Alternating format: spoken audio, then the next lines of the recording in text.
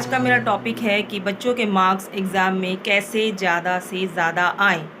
उसके लिए सबसे पहले मैं पेरेंट्स को कुछ बातें कहना चाहती हूँ। मेरा जो टॉपिक है वो 2 पार्ट्स में डिवाइडेड है। पहला, मेरे जो भी सजेशंस हैं या जो भी मेरी पर्सनल एक्सपीरियंसेस है वो पेरेंट्स के लिए हैं।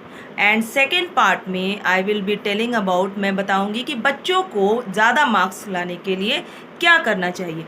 सबसे पहला, पेरेंट्स के लिए, पेरेंट्स हमेशा ये याद रखें कि आपका बच्चा जो है, आपके बच्चे का पहला टीचर आप ही हो और उसका पहला स्कूल जो था वो आपका घर था।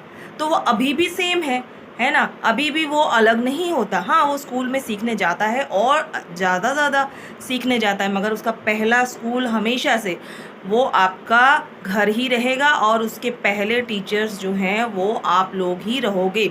इसलिए अगर आपके बच्चे के मार्क्स कम आ रहे हैं तो आपको ऑब्ज़र्व करना है कि प्रॉब्लम कहाँ है, प्रॉब्लम क्या है, क्योंकि आप ही अपने बच्चों का सबसे अच्छा कर सकते हो। अब आपको ये पकड़ना है कि बच्चा जो है वो अच्छे से ग्रास्प नहीं कर रहा, या वो अच्छे से लिख नहीं पा रहा, या अच्छे से वो आउट नहीं कर पा रहा। ओके, अगर वो फर्स्ट लेवल है, इनपुट लेवल, अगर इनपुट लेवल पे वो नहीं कर पा रहा तो उसके कई सारे रीज़न हो सकते हैं कि वो कुछ भी पढ़ रहा है वो उसके दिमाग में जा ही नहीं रहा, वो अंदर ही नहीं जा रहा, तो वो बाहर पेपर पे कैसे लिखेगा। उसके क्या रीज़न्स होते हैं। अगर आप इन रीज़न्स को हटा दें, इन रीज़न्स को, मैं ये नहीं कहती कि सभी के साथ सेम रीज़न्स होते हैं, किसी के साथ एक होता है, किसी के साथ 2 होता है। प्लीज़ वीडियो को पूरा देखें तो आप इनमें से आपका कौन सा रीज़न है उसे फाइंड आउट करें और उसे एक्सक्लूड यानी कि उसे हटाने की कोशिश अपने लेवल पे करिए। शुरुआत जो है वो छोटी चीज़ों से ही होती है, तभी बड़ा रिज़ल्ट मिलता है। सो आपको क्या करना है, पहली बात, आपको अपने बच्चे के एज के हिसाब से जो है उससे एक्सपेक्टेशन करनी है। ओके, आपको घड़ा देखा है ना, घड़ा जो होता है वो अगर आप छोटा घड़ा लेंगे तो उसमें पानी कम ही आएगा, बड़ा घड़ा होगा तो उसमें पानी ज़्यादा आएगा।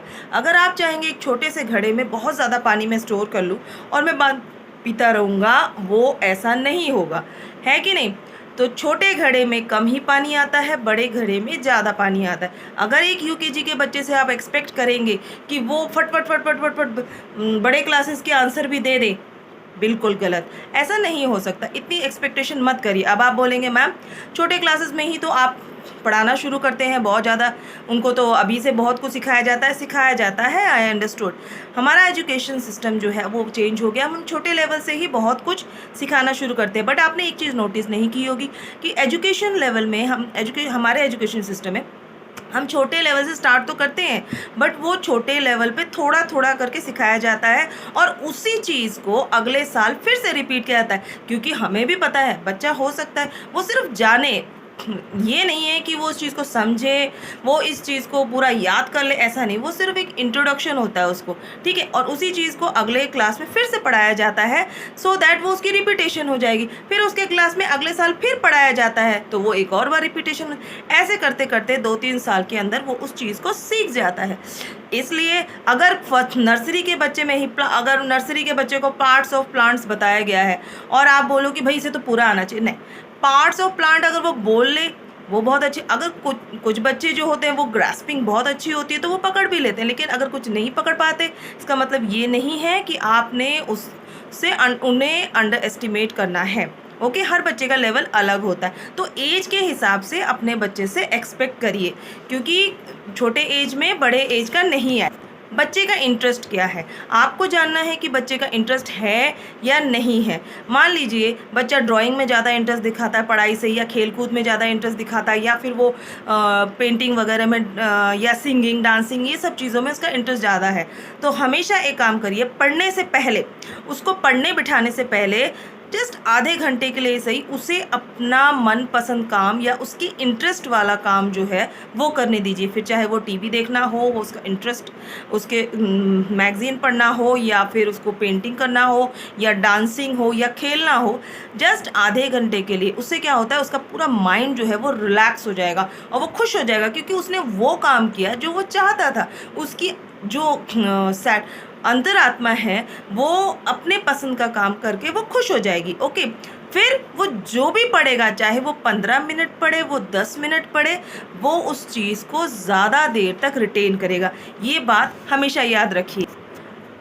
नेक्स्ट है कि बच्चे का ध्यान पढ़ने में लग रहा है कि नहीं, कंसंट्रेशन। अब कंसंट्रेशन आप बोलेंगे हमें कैसे पता कंसंट्रेशन लग रहा है कि नहीं। आप देखिए बच्चा पढ़ने बैठ रहा है, इधर उधर देख रहा है, कभी इधर देख रहा है, कभी उधर देख रहा है। ओके, सो आपको पता करना है कि क्या रीज़न है। कई बार क्या होता है, हमने बच्चे को बिठा दिया, बेटा पढ़ ले, बेटा पढ़ ले, तेरा पढ़ने का टाइम हो गया, पढ़ ले। यहाँ पर हमने ज़ोर से म्यूज़िक चला रखा है, यहाँ पर हमने यहाँ पर बहुत सारे गेस्ट को बुला रखा है, या उसका कोई छोटा भाई बहन है, वो उसे बार बार डिस्टर्ब कर रहा है, हम उसे बॉदर नहीं कर रहे, हम लगे हुए हैं अपने फ़ोन में, अपना काम करने में लगे हुए हैं, अपना कुछ करने में लगे हुए हैं। ऐसी हालत में बच्चे का कंसंट्रेशन कैसे आएगा, उसको कैसे पता चले।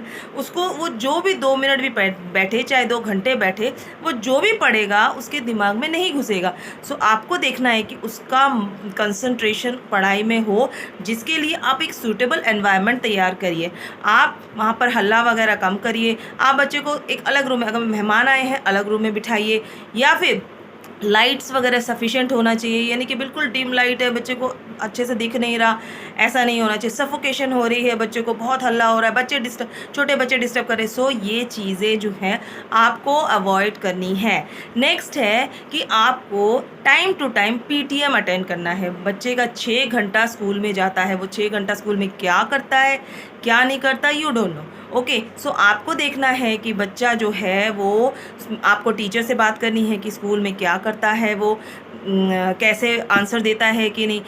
आप पता चला कि बच्चा तो स्कूल में जाके भाई सो जाता है। Okay, most of the time आप जब भी देखो बच्चा जो है स्कूल जाता है सो जाता है। टीचर से बात करेंगे, मैम वो तो लिखता नहीं है, वो तो सो जाता है। क्या हुआ, आपने जब रीज़न पता किया तो यहाँ आपका काम बहुत लेट होता है, आप उसे काफ़ी लेट सुलाते हैं। अब वो लेट सोएगा तो सुबह जल्दी उठेगा, उसकी नींद पूरी नहीं होगी, क्योंकि स्कूल तो जल्दी जाना होता है।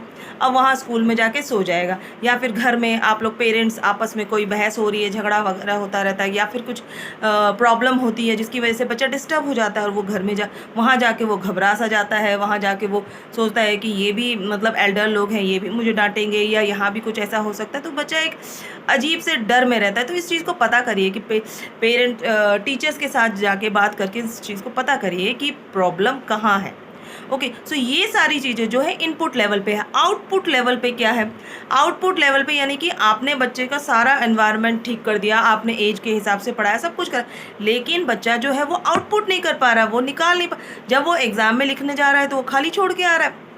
इसके रीज़न सब आपको पता करने। अगर ऐसा है तो इसके क्या रीज़न्स हो सकते हैं। पहला रीज़न हो सकता है उसकी कोई हेल्थ इश्यूज़ हो सकते हैं, यानी कि बच्चा वो फील बेटर नहीं कर रहा है, या फिर उसके हाथ में कुछ प्रॉब्लम है, या फिर उसकी मोटर पावर कमज़ोर है, या उसकी स्किल कमज़ोर है। कोई भी हेल्थ इश्यूज़ उसके साथ हो सकता है। वो आप उसको बात करेंगे, आप उसके साथ टाइम स्पेंड करिए, उसको ऑब्जर्व करिए, आप उसके हेल्थ इश्यूज़ को एक्सक्लूड करिए। इसके अलावा हेल्थ इश्यूज़ के आपने उसको याद करने की प्रैक्टिस तो करवा दी, लेकिन आपने उसको लिखने की प्रैक्टिस नहीं करवाई। इसलिए ज़्यादा से ज़्यादा लिखने की प्रैक्टिस करवाइए। बच्चा सिर्फ पढ़ पढ़ के ना पढ़े, उसे राइटिंग प्रैक्टिस होनी चाहिए। वो जो भी पढ़ता है उसे घर में वो एक बार कम से कम लिखे। जब वो लिखेगा उसे राइटिंग प्रैक्टिस होगी, और इस तरह से वो अपना आउटपुट वहाँ दे पाएगा। सो ये कुछ बातें थी, पेरेंट्स को ध्यान रखनी चाहिए कि हम अपने बच्चों के मार्क्स को अगर बढ़ाना है तो बच्चों में क्या सुधार करें। आई होप आपको ये मेरा वीडियो पसंद आया होगा। पसंद आया होगा तो एक लाइक ज़रूर करें।